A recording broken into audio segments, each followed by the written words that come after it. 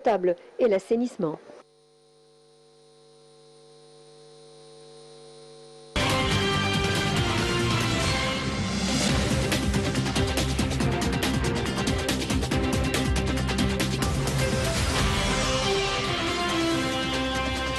Donc, comme vous avez vu, c'est un programme pour la protection socio-économique. Mais justement, après l'annoncement d'un nouveau prêt apporté par la famille à l'Égypte, cette question de la protection socio-économique a circulé partout ici en Égypte.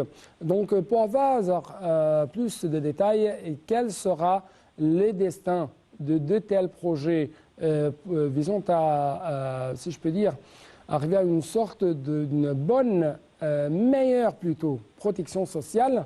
C'est ce qu'on va savoir ensemble à travers les analyses de M. Mostafa Reda, notre analyste économique, mais aussi c'était un expert dans le Fonds monétaire international. Bonsoir, monsieur. Bonsoir à vous. Donc, comment vous trouvez l'avenir de ces dépenses socio-économiques à la lumière de ce prêt ou ce nouveau prêt apporté par l'Égypte, plutôt apporté à l'Égypte par la famille? Certainement,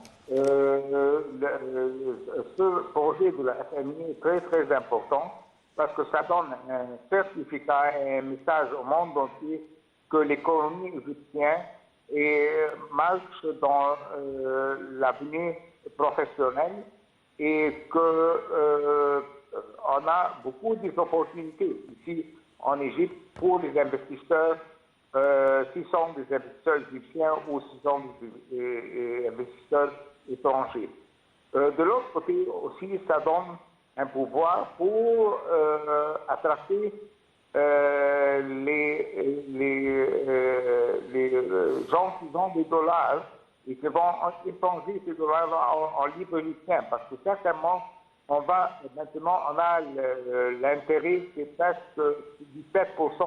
Alors c'est très attractif pour, si vous mettez votre argent en livres égyptiens, vous allez avoir un revenu très professionnel. Alors tous ces facteurs-là combinés donnent un pouvoir que l'économie marche dans une direction professionnelle. Oui. Donc, selon votre prévision, il y aura une sorte d'expansion de dépenses dans le domaine de la protection socio-économique après ce prêt du FMI? Certainement, l'État n'a pas négligé certainement le domaine social. Je vais vous donner deux exemples.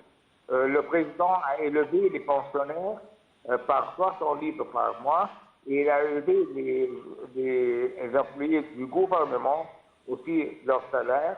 Et de l'autre côté, on a beaucoup de projets pour le domaine social, comme le cas pour le Karama et des autres projets similaires.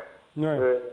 Alors tout ça, ça nous donne une indication que le gouvernement donne beaucoup de pouvoir et d'importance pour le spectre social. Ça, c'est très, très important parce que ça, comme vous avez peut-être la majorité va être affectée avec les prix élevés avec ces prix. Alors, toutes ces mesures-là, on va nous donner un pouvoir qu'on donne beaucoup d'importance pour le domaine social. Oui. Comme vous savez, Vie décente vise à améliorer un peu plus la qualité de vie des Égyptiens, surtout au village. Donc, encore une fois, comment vous trouvez l'importance de l'expansion ou de ces dépenses dans le domaine protection, notamment que, comme vous savez, non seulement l'Égypte, mais aussi le monde entier sont frappés par des différentes crises. Partons par les crises sanitaires, passons par les crises économiques jusqu'aux crises céréalières.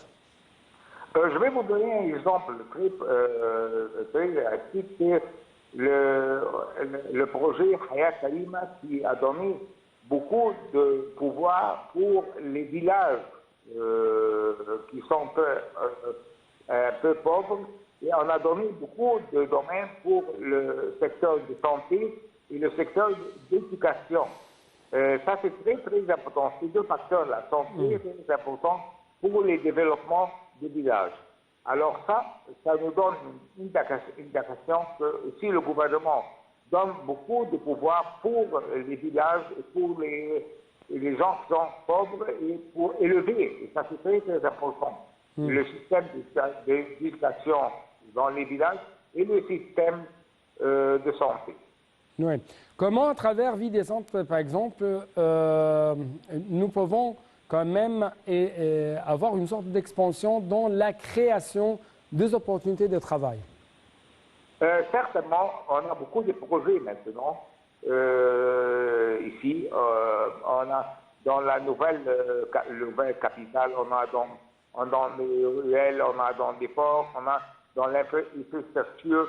Alors tout ça, ça absorbe beaucoup des employés et ça donne beaucoup de sens pour avoir un travail pour les Égyptiens. De l'autre côté aussi, si on va attraper les investisseurs, comme on a dit depuis 2 minutes maintenant, ça va nous donner une chance d'avoir beaucoup de positions et de travail pour les Égyptiens. Parce que si les investisseurs vont venir ici, on doit avoir des employés pour érecter leurs projets. Alors certainement, tous ces facteurs-là, on va avoir une intégration positive pour le travail ici en Égypte. Oui. Monsieur Moustapha, je dois vous remercier infiniment. Moustapha Reda, un expert dans le domaine économique, expert quand même au Fonds monétaire international. Merci encore une fois pour de tels éclaircissements. Et donc avec ça, nous devons terminer cette édition de direct. Rendez-vous demain et une nouvelle édition, mais aussi un nouveau collègue. Donc à la prochaine.